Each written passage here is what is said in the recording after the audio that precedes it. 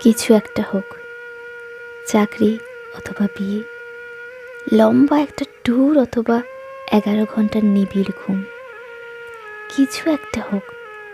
তোমার সাথে আমার ঝগড়া অথবা পাখির বাসার মতো ঘর, চোখ তুলে তাকালেই নাস্তানা বুধ, অথবা চোখ ফিরিয়ে নিলে ছোটোখাটো হার্ট অ্যাটাক।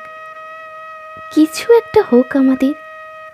সময়গুলোকে কোথায় রাখবো বুঝতে পারি না ইদানিং, আর শুধু মনে হয় দেরি হয়ে গেছে, পোকামাকড় খেয়ে ফেলেছে কখনো না দেওয়া অদ্ভুত চিঠিগুলো।